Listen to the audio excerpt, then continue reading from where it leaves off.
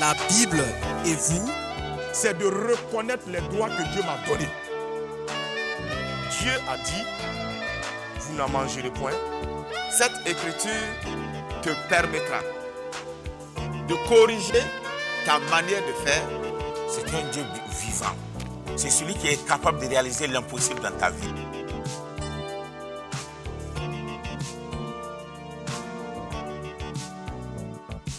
Bien-aimés dans le Seigneur Jésus-Christ, que la grâce, l'amour et la paix soient notre partage en cette journée bénie. Nous rendons éternellement grâce au Père qui nous a aimés et qui nous a invités à nous réjouir en sa présence en Jésus-Christ par le Saint-Esprit qui agit dans nos vies. Chaque jour que Dieu nous donne est une opportunité pour toi et pour moi de lui rendre grâce et de le bénir de ce qui nous a jugés dignes, dans sa grâce immense, de continuer le pèlerinage sur cette terre-là et de ne pas être fauchés ni par le malheur, ni par le désastre. Rendons grâce au Père qui a trouvé que notre vie est si importante et qu'il a encore un projet pour chacun d'entre nous, qu'il a conservé son souffle de vie en nous. Que son nom soit béni éternellement. Bien-aimés en Christ Jésus, nous voulons en ce jour-là nous souvenir de toutes ces filles qui sont abusées, trahies, rejetées, ces filles qu'on a souvent fait venir des villages, qu'on a pris pour aider la femme, ou bien on a promis de payer les études et on abuse de ces filles-là. Et ces filles gardent un secret au fond de leur cœur. Menacées souvent, elles n'ont que la nuit où elles pleurent, la nuit où elles gémissent, parce que la promesse qui leur avait été faite a été changée en autre chose. Et certaines même se sont retrouvées enceintes avec des enfants, mais elles gardent ce lourd secret au fond de leur être. Que le Seigneur de grâce les console et que le Seigneur les bénisse au nom de Jésus-Christ. C'est comme cette histoire. Un homme revenu de service s'est déshabillé et il s'est couché. Aux environs de 1h du matin, il se lève tout nu et il va vers la chambre de la servante. Son épouse, qui ne dormait pas, a suivi le mouvement et elle s'est levée. Lorsque cet homme était à la porte de la servante, elle a fait la lumière et elle demande à son mari: que fais-tu ici à 1h du matin devant la porte de la servante? Et le monsieur de répondre qu'il se souvient qu'en revenant du service, il a perdu une pièce de 100 francs. Et ce sont les pièces de 100 francs qu'il est en train de chercher. Une pièce de 100 francs qu'on cherche à 1h du matin devant la chambre de la bonne, de la servante. Alors son épouse lui dit: mais tout nu devant la chambre de la servante. Et où sont tes verres? Et le monsieur de répliquer que comme c'est une pièce de 100 francs, il voit. C'est clair, c'est lumineux, il voit. Bien-aimé, ça, un homme dans la matinée qui est cravaté, qui est honoré dans son bureau, et la nuit à 1h du matin pour une pièce de 100 francs. Et c'est une histoire inventée. Pour une pièce de 100 francs, il va se lever toute nue pour aller dans la chambre de la servante. Que Dieu nous aide, que Dieu t'aide et que Dieu m'aide, que nous soyons fidèles et que nous soyons intègres au nom béni de Jésus-Christ. Nous nous souvenons aussi de tous ceux qui sont malades et alités, que la grâce de Dieu, les meurtrissures de Jésus-Christ vous relève et vous accorde la guérison. Ce n'est pas l'intensité de la douleur ou de la maladie qui est signe de mort. Non, non, non. Vous allez vous relever. Comme David disait, je ne mourrai pas, je vivrai, je raconterai les merveilles de l'Éternel. Vous allez vous relever de nouveau et vous allez témoigner que Dieu est si bon. Et je profite aussi à encourager le personnel soignant, que Dieu vous aide et vous guide vous donne toujours de la connaissance et de l'intelligence. Comme vous aimez souvent le dire aux patients, vous vous soignez et c'est Dieu qui guérit. Que le Seigneur vous donne sa connaissance et le savoir-faire pour tous les malades avec patience et bonté ou douceur au nom de Jésus. Amen. Ce matin, nous allons étudier la grâce assise sur le trône. La grâce assise sur le trône. L'histoire, c'est David. David est roi maintenant sur tout Israël. Dieu a balayé tous les ennemis, tous les adversaires de David. Et David, à un certain moment, a pris le repos pendant que la troupe était en guerre. Et un soir, il se lève sur sa couche et il voit une femme qui est en train de se baigner. Et poussé par la convoitise, il fait venir cette femme. Il couche avec cette femme. Et après, la femme retourne chez elle. Mais cette femme fait avertir David que suite à leur péché, elle est enceinte. David ne s'est pas repenti, il ne s'est pas confessé. Alors, il a trouvé une astuce, c'est de faire venir le mari de la femme. Il demande au mari de la femme de rentrer. Et Joab renvoie Uri, le Héthien, mari de Bathsheba, auprès de David. David le reçoit, le fait manger et boire, l'enivre et lui dit « Va dans ta maison » et il l'accompagne d'un présent. Mais David a oublié une chose, que les yeux de Dieu parcourent toute la terre, que rien n'est caché aux yeux de Dieu. David a voulu masquer son péché. David a voulu cacher son péché. David a voulu faire porter le chapeau de son péché à Uri, le mari légitime de Bathsheba. Dieu dit ici, ça ne marche pas. Combien de femmes, combien de jeunes filles sont capables d'attribuer une grossesse à une autre personne alors que la paternité ne lui revient pas? Les yeux de Dieu voient. Et combien de pères ont des enfants dans leur cour aussi qui ne sont pas leurs enfants? Les yeux de Dieu voient. Mais ici, Dieu a voulu stopper, arrêter net. Dans son amour et dans sa grâce, le péché de David, parce qu'il aimait tellement David qu'il ne pouvait pas permettre à David de vivre dans ce péché-là. Alors, lorsque Uri est sorti, au lieu de rentrer chez lui, il est resté où? Il est resté avec les serviteurs de David. Il n'y a pas un seul homme qui, après avoir quitté sa maison 1 mois, 2 mois, 3 mois, il revient auprès de sa femme, n'a pas envie de se laver, de se rafraîchir, de se manger et de se coucher auprès de sa femme parce qu'il retrouve encore son épouse, celle que son cœur aime. Mais Dieu bloque Uri ne rentre pas chez lui. Le lendemain matin, lorsque David se réveille, il regarde par la fenêtre, il voit Uri aussi qui se réveille avec ses serviteurs. Il fait appeler Uri, il dit, mais tu viens de rentrer du front, rentre chez toi, bois et mange, salue ta femme. Uri dit, du moment où l'Éternel est vivant et ton âme est vivante, l'arche de l'Éternel est au front. Mes camarades, mes collègues sont au front. Les soldats sont au front. Et moi, je vais rentrer chez moi à la maison, manger, boire, me coucher avec ma femme. Loin de moi cette pensée-là. Voyez comment Dieu contrôle les circonstances. Il a bloqué Uri net. Il a fermé la porte. Uri ne peut pas rentrer chez lui parce qu'il faut que David confesse son péché. Le lendemain, c'est la même chose. À la fin, excédé, David choisit un autre moyen, c'est de faire quoi? C'est d'éliminer Uri. C'est ce qu'il va faire. Il envoie Uri et donne ordre à Joab de le placer là où la partie est défendue par des vaillants héros de l'adversaire et de se retirer pour qu'il soit tué. Le plan était idéal. Les yeux de Dieu voient. Dieu laisse David faire et Uri est mort.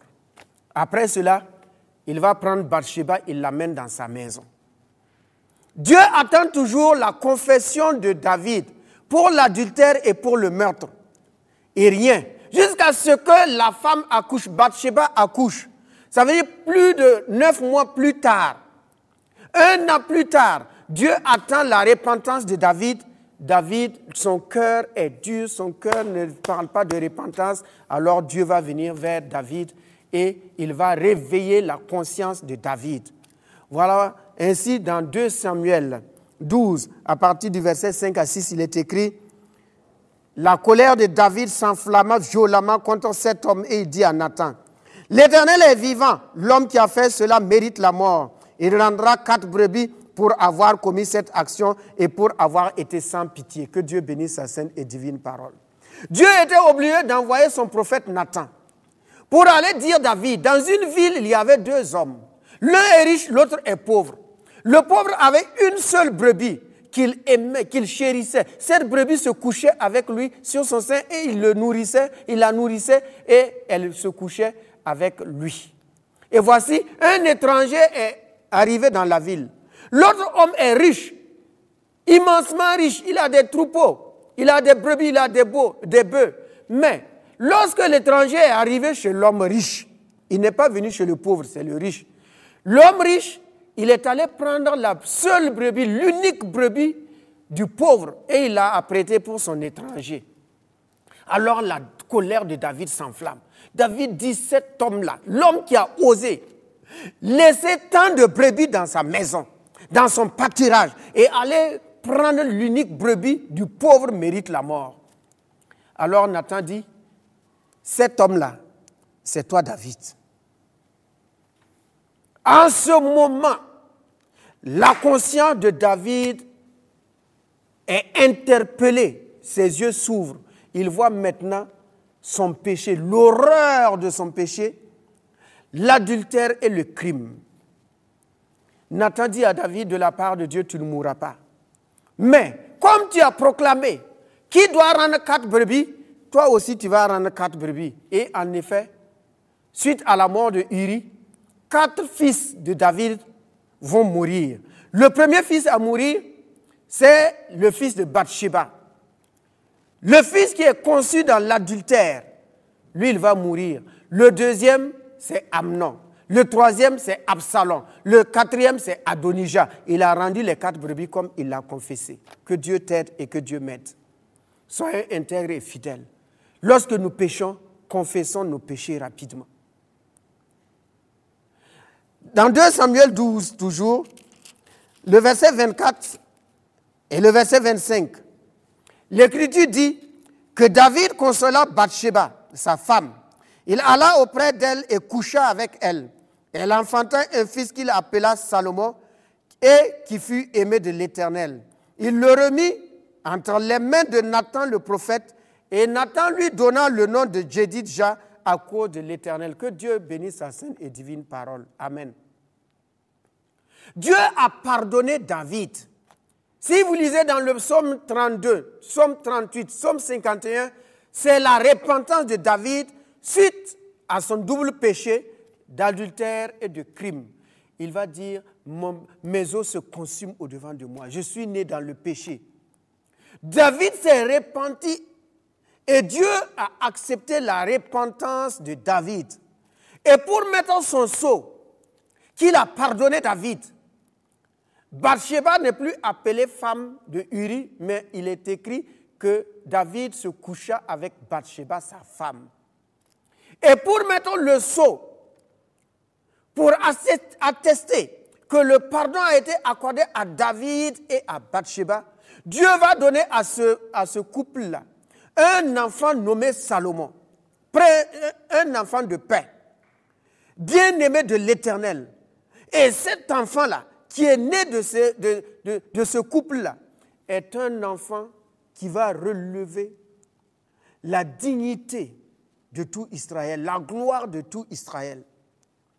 Salomon, fils de Bathsheba et de David, va être un roi, plein de sagesse, plein de connaissances, un roi aimé de Dieu et aimé du peuple. Il est écrit que Au temps de Salomon, l'or était vulgaire. C'était l'homme le plus riche. Il mangeait dans des assiettes en or. Il a même fait des boucliers en or. Son lit était en or. Son trône d'ivoire est d'or. Qui? Le fils de Bathsheba. Ça, c'est la grâce de Dieu. David s'est couché avec Bathsheba une première fois. C'est le fruit du péché, le fruit de la chair. Dieu dit, je vais retrancher, je vais enlever le fruit de la chair. Deuxièmement, comme il s'est repenti, Dieu dit maintenant, je mets mon sceau. Je suis le Dieu qui pardonne, qui fait grâce à qui il fait grâce. Je fais miséricorde à qui je fais miséricorde. David et Bathsheba, je vais vous donner un fils que moi-même je vais aimer premièrement et que je vais honorer et que je vais élever. Que Dieu bénisse sa sainte et divine parole. Voyez la grâce de Dieu.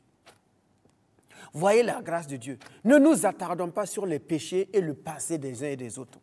On l'a connue dans le quartier, elle a fait ça, elle a avorté combien de fois? C'était le passé, c'est sa vie passée. Aujourd'hui, là, elle est une nouvelle créature. On l'a connue dans le quartier. Elle était crapule, elle désobéissait à sa mère. Elle a eu combien de maris, combien de... Non, ça c'est le passé. Aujourd'hui, on la voit à l'église, rangée avec sa Bible, criant Dieu, aimant Dieu, étant devenue le temple du Dieu vivant. C'est ça qu'il faut voir aujourd'hui. Sa vie passée là, c'est terminé. Dieu ne voit plus cela, il a jeté dans la mer de l'oubli. À trop s'attarder sur la vie passée des autres vous amène à vous comparer à lui et penser que vous êtes meilleur, alors que Dieu l'a pardonné, Dieu a effacé son iniquité. Il est devenu fils, elle est devenue fille de Dieu. Bien-aimée de Dieu. Il devient la prunelle de l'œil de Dieu. Égard à qui va toucher à la prunelle de l'œil de Dieu, il devient le temple du Dieu vivant. Égard à quiconque s'attaque au temple du Dieu vivant. Une sainte habitation du Dieu vivant. Voilà Bathsheba, qui est rentrée par la petite porte. Elle va mettre au monde un fils aimé de Dieu. Lisons dans 1 Roi 1, le verset 45 et le verset 46. Voici ce qui est écrit. Le sacrificateur Sadoc et Nathan le prophète l'ont oint pour roi à Gihon, ont oint Salomon roi. Et de là, ils sont remontés en se livrant à la joie, et la ville a été émue. C'est là le bruit que vous avez entendu. Salomon s'est même assis sur le trône royal. Que Dieu bénisse sa parole. Qui est assis sur le trône d'Israël? Salomon. Le fils de qui? Le fils de Bathsheba. Quelle grâce! Il s'est assis sur le trône de tout Israël. Les chroniqueurs vont dire, vous savez d'où vient cet enfant? C'est l'enfant de Bathsheba. Cette femme-là, David a commis adultère avec lui. Regardez, dans la loi même, David et Bathsheba devraient être lapidés à cause de quoi? À cause de l'adultère. Parce que la loi dit de lapider de telles personnes. Mais Dieu connaissait son serviteur parce que David était un homme selon le cœur de Dieu. Dieu savait que le jour où il va mettre le doigt sur le péché de David, David allait demander pardon à Dieu. Et David va jeûner, David va prier, David va confesser son péché. Il connaissait la bonté de Dieu, il connaissait l'amour de Dieu, il connaissait la miséricorde de Dieu. Que Dieu t'aide et Dieu m'aide, que nous connaissions Dieu. L'amour, la profondeur de l'amour de Dieu, la profondeur de la grâce de Dieu, l'immense bonté de Dieu. Pour que, à chaque fois que nous péchons, que nous ne nous éloignons pas de Dieu, mais au contraire, que nous voyons sa grâce et sa bonté, que nous allons vers Dieu dans la repentance, et Dieu qui pardonne toujours. Comme il a dit, j'ai tendu les mains vers toi chaque jour, attendant ta repentance, que nous allons devant lui. Et Dieu pardonne toujours. Ô toi qui pardonnes les péchés. Salomon s'est assis sur le trône d'Israël. Alors que il avait d'autres frères. Ses frères n'ont pas eu ce privilège-là. À qui Dieu a donné ce privilège? À Salomon. Que Dieu nous aide. Dieu, c'est un mystère. On ne peut pas comprendre Dieu. On ne peut pas mettre Dieu dans une bouteille. On ne peut pas donner à Dieu qu'il doit se comporter comme ça. Il doit se conduire comme ça. Il doit avoir telle attitude. Il est souverain. Il est Dieu. Il est Dieu. Il est Dieu, il est Dieu. C'est ainsi qu'on voit des gens qui, dans leur avance, étaient les derniers de la classe. Aujourd'hui, Dieu les a élevés. Des gens qui étaient paresseux, mais aujourd'hui, Dieu les a élevés. Ça, c'est la vie passée. Mon ami, mon frère, ma soeur, ne regarde pas ce qui est passé. Regarde à ce que Dieu peut faire de toi. Et regarde autour de toi comment Dieu a pris des gens que tu connaissais.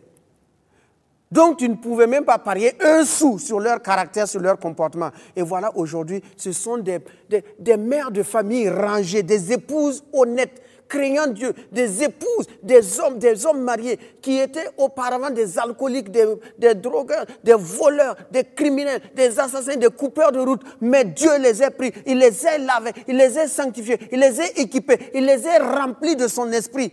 Et il dit maintenant, ce sont mes ambassadeurs, ce sont mes fils, mes filles, ce sont mes héritiers et mes héritières.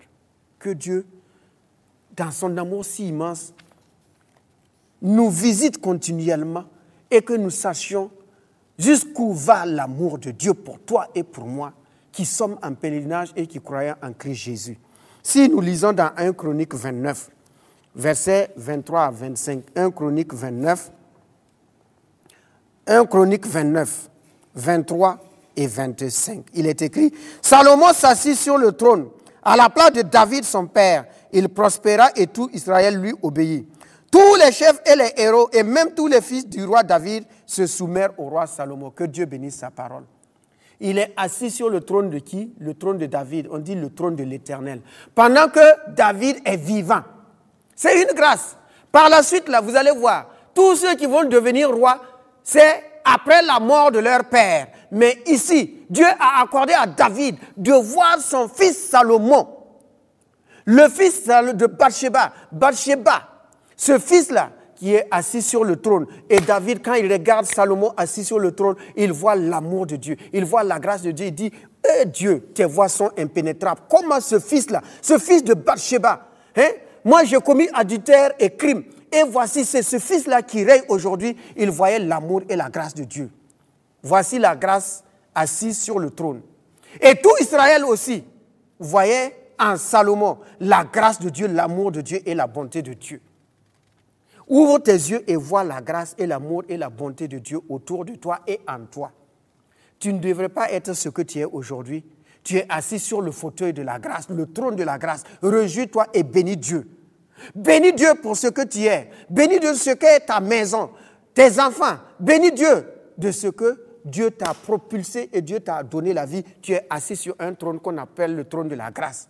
Pécheur hier, assis sur le trône aujourd'hui. Fils de pécheurs hier, mais aujourd'hui assis sur le trône parce que Dieu les a pardonnés, ils ne sont plus des pécheurs.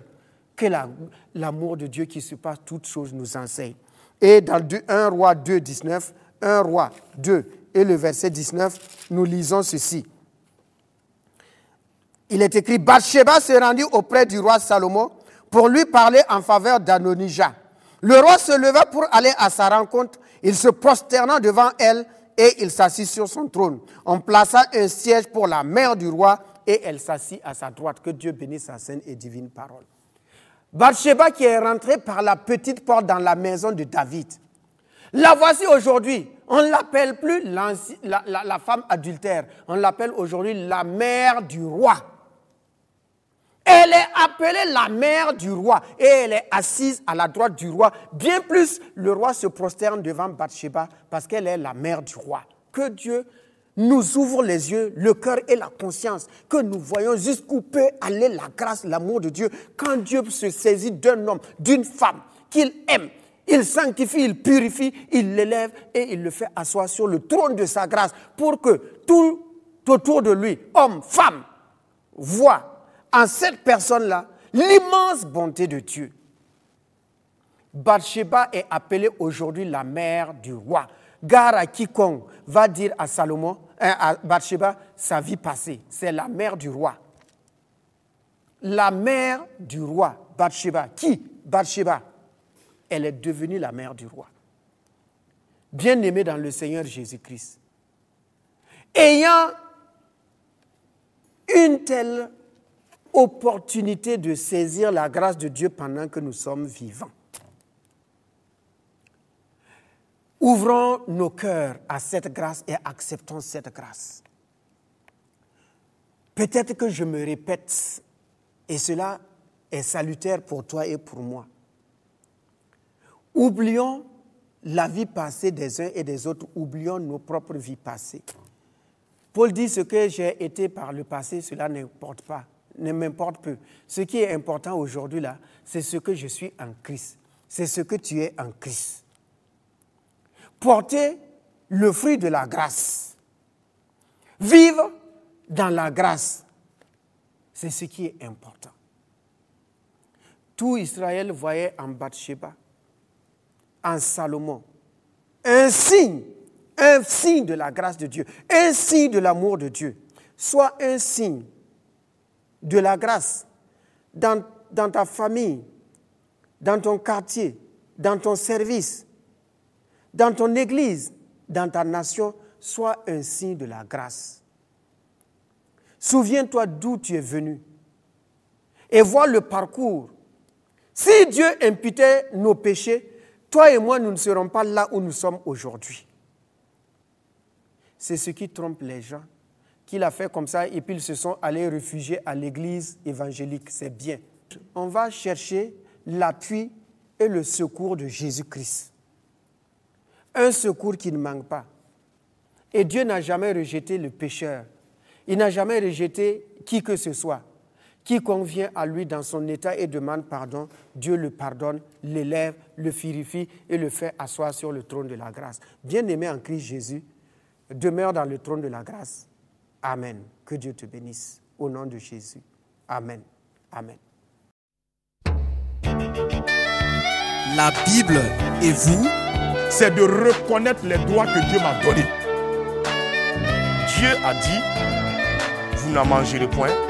Cette écriture te permettra de corriger ta manière de faire. C'est un Dieu vivant. C'est celui qui est capable de réaliser l'impossible dans ta vie.